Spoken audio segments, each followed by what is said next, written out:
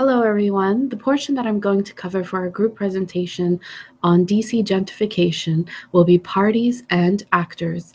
And I will admit, at first I thought this would have been a rather simple analysis, except I found out later that that was completely the opposite, and it has so many different dynamics at play, making it a very complex analysis. So the questions that I will be answering through my segment will be: who are the parties to the conflict? How do the parties define themselves? How do they view the other? And what do the different parties think the conflict is about? And I've used two different models that we found in Lisa Schursch's book, The Onion and Letterac's Peace Building Triangle. Throughout the semester, we've used these.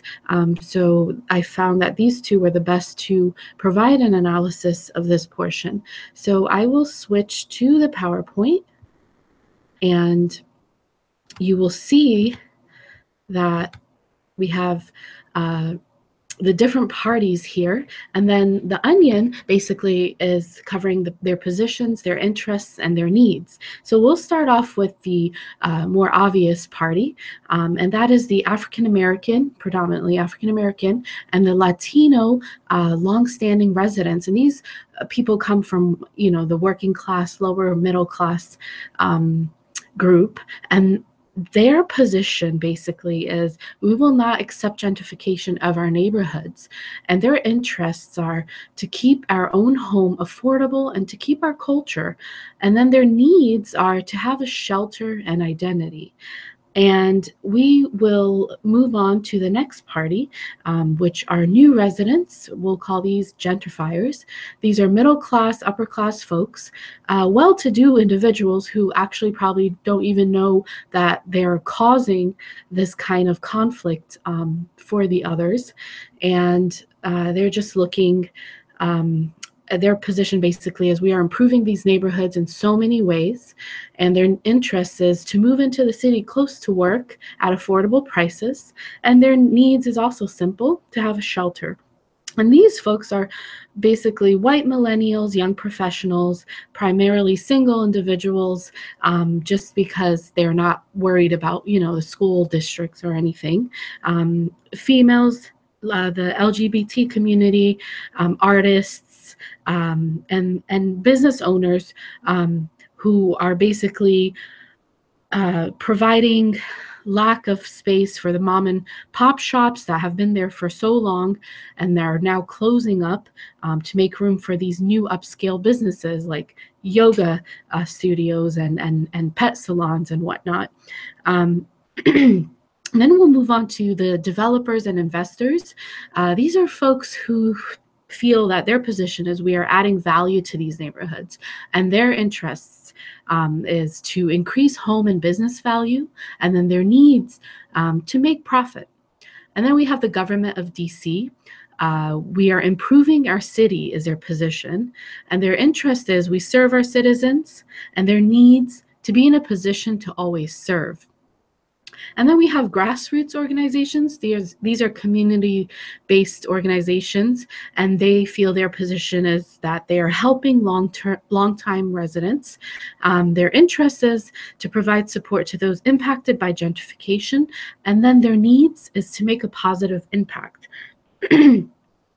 A lot of the African American community who have been affected by gentrification feel that they're being ethnically cleansed, that they're not a majority anymore, that there's a strong racial separation, a low income component involved, and they're viewing the others as people who are coming in and just ruining their place they call home.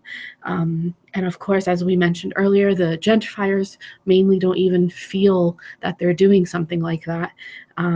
And they feel that they're providing safety, and they're boosting the economy, and they are helping decrease the low unemployment. I'm sorry, they're increasing the low unemployment.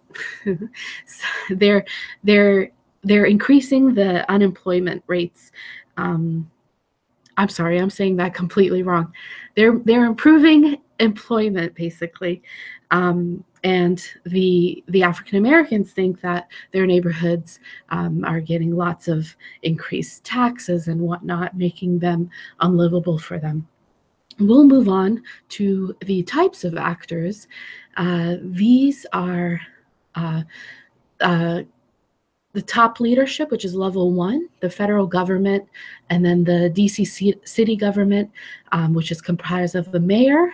The current one is Muriel Bowser, and then the 13-member council. And they're basically focusing on high-level negotiations to ensure support. That's their approach to building peace. And they are doing this by creating and maintaining agencies and departments to run programming and create and sustain fair and equal laws. Then we have the middle range leadership, and that's the U.S. Department of Housing and Urban Development, the Department of Housing and Community Development, and then they have the DC Housing Preservation Task Force under them and the Rental Conversion and Sale Division. And they're basically trying to create programming, and then there's DC Policy Center, which is a nonpartisan think tank, and they're helping engage in policy making by developing and promoting policy proposals, building coalitions to facilitate that adoption. But basically, this middle range leadership is coming up with these programmings to help provide affordable units being set aside in new development projects, and helping with financial assistance for those who are displaced, and helping with home repairs and whatnot. Then we have the grassroots leadership, and that's basically the community-led organizations such as One DC, Empower DC, Justice First, and then we have urban developers, business owners, and advocates in the community and across the nation, and they're basically all trying to promote the self-advocacy of low and moderate income residents and engage in programming led by grassroots leadership. That would be more for the urban developers, business owners, and advocates. That is their approach to building peace.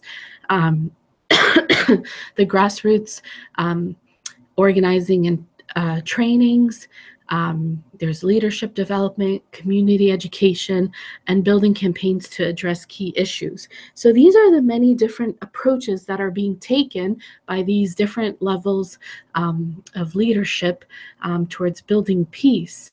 And this is how one way to understand the role of actors and parties of how a city that was once nicknamed Chocolate City has gone to a city that is now called Condo City.